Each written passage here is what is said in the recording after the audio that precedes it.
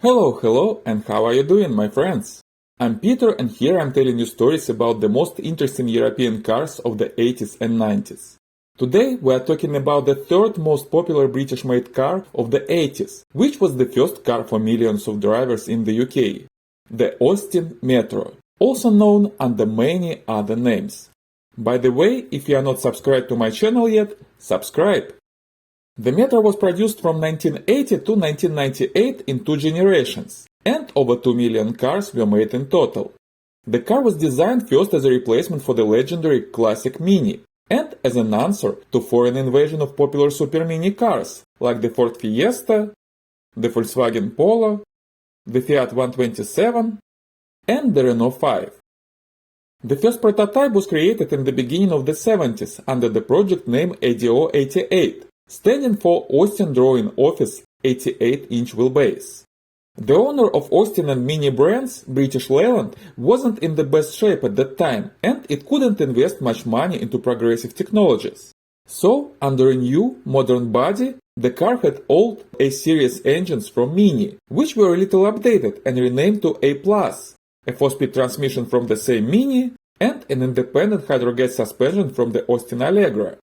The car was almost ready by the middle of the 70s, and the pre-production model was undergoing a huge series of vigorous tests, which made it one of the most tested prototype cars in the world by that time.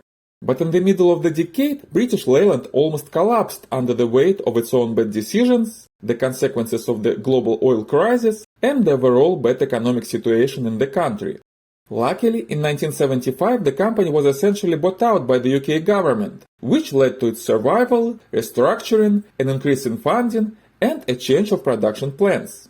At the same time, the British market for small cars shrunk, giving the way to bigger but still cheap super mini family cars, made in continental Europe, like the Volkswagen Polo or the Ford Fiesta. In addition, the design of the ADO 88 was met coldly by the audiences of test showings, due to its utilitarian and boring look. So, in 1977, the almost ready project was pushed back to the drawing board again, with a new name, LC8, meaning Leyland Cars Number 8. The platform stayed mostly the same, but the body was redesigned and re-engineered to be bigger and more appealing from the marketing and design points of view. The new look was created by the British Leyland own design team under the leadership of David Buck and Harris Mann.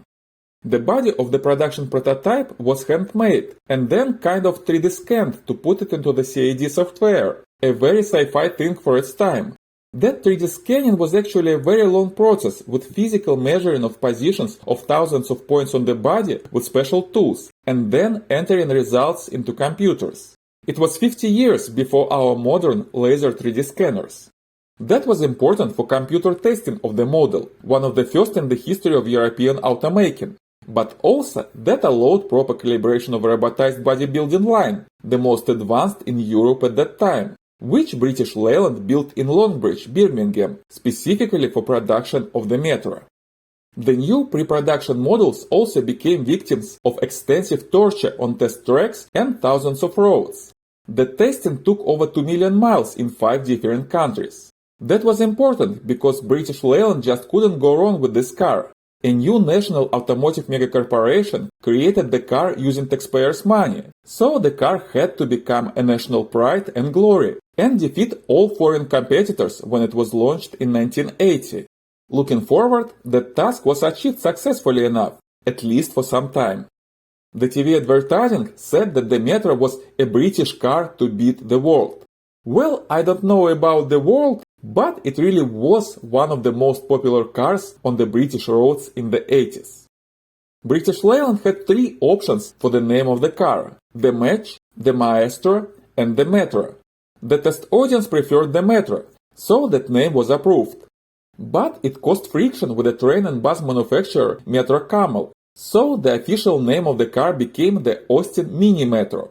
At the same time, the name Metro was widely used in marketing materials, and customers called the car just the Austin Metro. Later, the Mini part of the name was dropped officially. I believe that happened at the first facelift in 1985.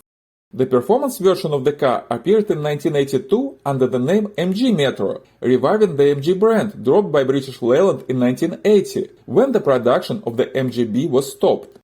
In 1987, the brand Austin was removed, and the car was called just the Metro.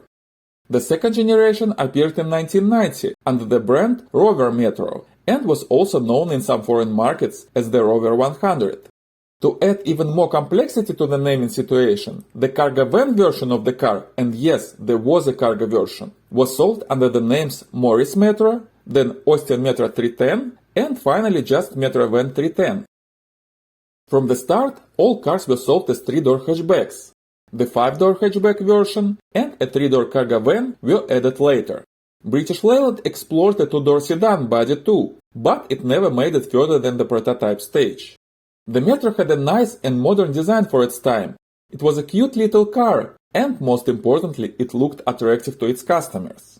The exterior appearance was in line with bigger and more expensive cars of British Leyland at that time, with a kind of executive appeal. So the car looked a little more expensive than it actually was, and that's always great for sales. The Metro had great aerodynamics for its time. With a drag coefficient of 0.38 or 0.40 depending on the trim level and a small frontal area, it had better aerodynamics than the Porsche 911 of that time. And that was proudly mentioned in the factory film about making the Metro and some marketing materials. The car was small, just 340 centimeters or 134 inches long. But that was bigger than the Mini and wasn't much smaller than the direct competitors.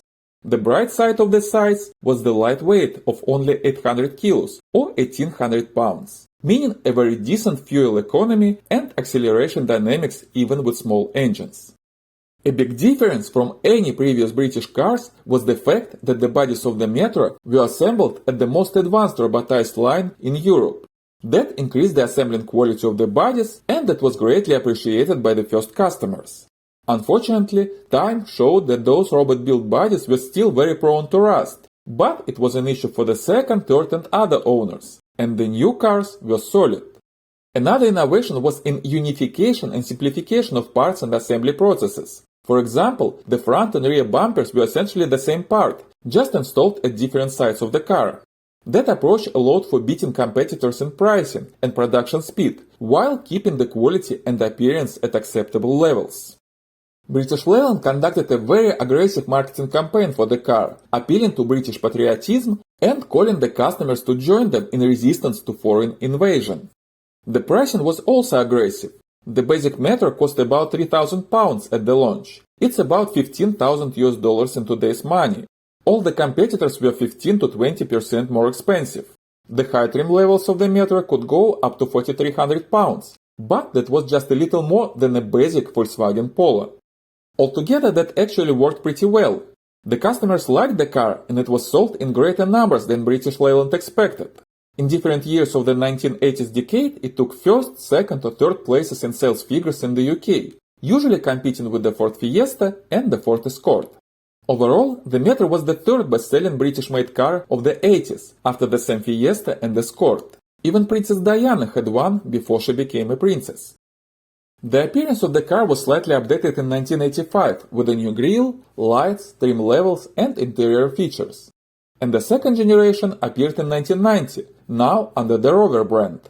The new car was built on the same platform and had roughly the same size and body shape, but the appearance was more contemporary, and from a technical point of view, the changes were significant, with new engines and transmissions and improved suspension.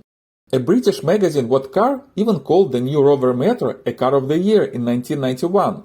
But don't mistake that for the European Car of the Year award, which was won by the Renault Clio that year. The second generation got a minor update in 1994, and the Metro name was fully dropped in favor of the Rover 100 name. The car was discontinued in 1998 without a direct successor, 2 years before the end of production of the classic Mini, which it was designed to replace. Inside, the car was surprisingly spacious, much roomier than you could expect from a car of that size, capable of relatively comfortable seating for 4 adults.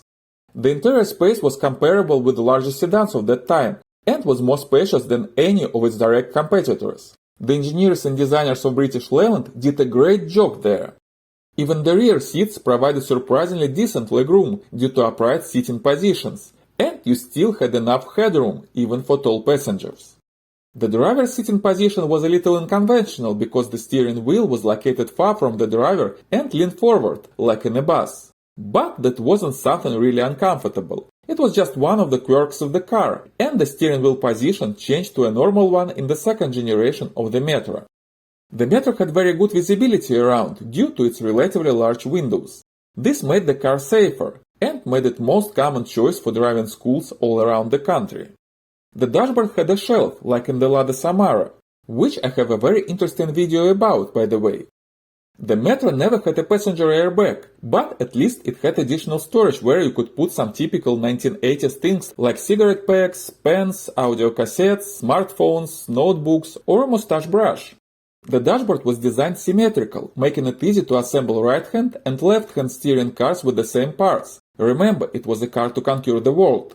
The materials of the interior were simple, cloth and hard plastic, but surprisingly long-lasting, even after decades of everyday use and abuse. Although the assembly quality was not the best, and most of the cars had a lot of rattling and creaking inside. This part of the car wasn't assembled by robots, unlike the body. Low-trim cars were very basic in comfort features. A glove box was an option, as well as front headrests. But higher trims offered a lot of progressive stuff to choose from, including electric mirrors and windows, a sunroof, a cassette player, and even a trip computer, automatic gearbox, and air conditioner. When the second generation appeared, the exterior had to be uplifted to meet the standards of the Rover brand with its executive appeal. So, cars of the second generation had revised dashboards and instrument clusters, and you could find higher quality materials in them, including leather seats and wooden trim panels. The trunk couldn't be very large considering the size of the car, but it was enough for most of your needs considering that the rear seats could fold very effectively, converting the whole rear part of the car into a large cargo area.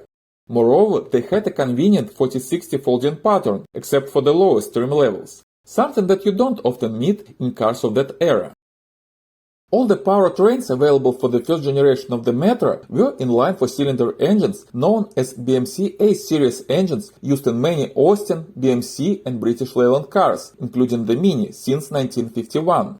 For the Metro, the engine was updated and is known as the A+ engine. The weakest version of the engine, with just 848 cc and 34 horsepower, was available only in cars sold in some South American markets. For the UK and Europe, the entry-level engine had a 1-liter displacement and produced from 41 to 47 horsepower in different versions of the car. Nothing to write home about, but it wasn't that bad in real life, considering the light weight of the car. The top speed was 140 km or 87 miles per hour with 0 to 60 miles per hour time of about 20 seconds. A bigger 1.3-liter engine produced about 63 horsepower with a top speed of 165 km or 103 miles per hour and 0 to 60 in 12 to 13 seconds, which was very good for that time and type of car. The MG Metro had the same engine tuned up, resulting in 73 horsepower, a top speed of 170 km or 106 miles per hour, and 0 to 60 in 10.5 seconds. The MG version also got different bumpers and seats, special exterior decals, red carpets and seat belts, a different steering wheel and instrument cluster, and firmer suspension. In 1983, a turbo version of the MG Metro joined the party with the same engine upscaled to 94 horsepower, which resulted in a top speed of 180 km or 112 miles per hour and 0 to 60 miles per hour in 9.5 seconds, in line with the Volkswagen Golf GTI. Rumor has it that the MG Metro Turbo could be even more powerful, but the engineers decided that the old transmission just couldn't handle any more power. The second generation received the Rover Key series engines widely used across the Rover and MG product line, including the MG-F, which I have another video about. Regular cars could have either a 1.1-liter version with 60 horses or a 1.4-liter one with 75. A hot GTI and later MPI GTI versions had a 1.4-liter engines with 4 valves per cylinder, producing from 94 to 103 horny ponies, with a top speed up to 187 km or 116 miles per hour, and 0 to 60 in 8.2 seconds. A 1.4 and 1.5 diesel engines from Peugeot were also available for the second generation of the Metro. There was also a rally version of the MG Metro, prepared initially for the notorious Group B, under the name MG Metro 6R4. where 6R4 stood for 6 cylinders, rally, 4-wheel drive. Well, I said rally version, but it actually was a completely different car that had nothing in common with the regular Metro except for the name. That car had a rear-mounted 3-liter V6 engine producing up to 410 horsepower, and it participated in several rally races in 1986 and 1987. By the way, later that engine was modified, twin-turbocharged, and used in the Jaguar XJ220. Most of the regular Metros of the first generation were produced with a 4-speed manual transmission with a front transaxle arrangement, the same as in the Mini. All cars had a front-wheel drive only. The gearbox was good enough for its purpose, but it was very loud with permanent, very well audible whining, and it clearly lacked the fifth gear, especially in more powerful versions of the car. A 4-speed automatic option was also available, but it was very rare. The second generation finally got a 5-speed manual gearbox, jointly designed by Rover and Peugeot. A CVT automatic transmission was added as an option in 1992. But what was the matter in terms of handling and driving experience? It wasn't a thrilling sports car, of course, but it was great for its purpose and price. It was spacious inside and relatively comfortable, particularly at high trim levels with various bells and whistles.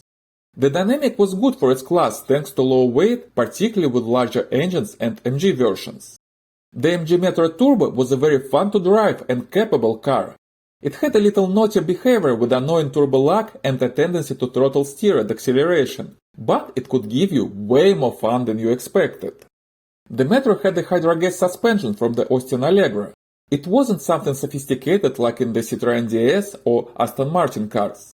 Just simple spheres filled with nitrogen and oil, which were not even connected to each other until the second generation of the car appeared. But this simple suspension provided surprisingly smooth rides and really good road holding in tight fast corners, so it was a real gem. Some modern owners are intimidated by its perceived complexity, but in reality it is simpler than regular springs and shock suspensions and requires very little maintenance. The steering was a little heavy at low speeds, and the Metro didn't have power steering, but it was the same for all cheap cars around the world at that time. The visibility around was great, but the soundproofing was almost non-existent, with all kinds of rattling and creaking of interior parts on top of that. On the bright side, the engine sound was remarkably pleasant for a small 4-cylinder motor, and the car was very economical, providing up to 50 miles per gallon fuel consumption and long 12,000 miles intervals between the services. On the downside, the Metros, especially the first generation, are notorious for rusting and low reliability. Early cars could require expensive repairs even at low mileage, and the inevitable body corrosion, unfortunately, has already killed most of the Metros produced. But in the essence, the Austin Metro was a great car for its idea and market niche. It was probably the purest piece of a car after a go-kart, and one of the brightest parts of the British automotive scene of the 80s, which is almost forgotten now. The Metro, thanks to its price, simplicity and driving convenience, was the #1 choice for many driving schools in the UK, and it became the first ever car to drive for many people in the island kingdom, shaping the whole generation of modern drivers. I am notoriously very skeptical about British Leyland and its successors in the 70s, 80s and early 90s, but even I have to admit that the Metro was a really good little car for its purpose. Well, thank you very much for watching. If you own a Metro, please let me know your opinion on this car in the comments. And if you like this video, please give me a thumbs up and subscribe to the channel. New interesting stories are coming soon. Thank you so much, my friends, and see you next time.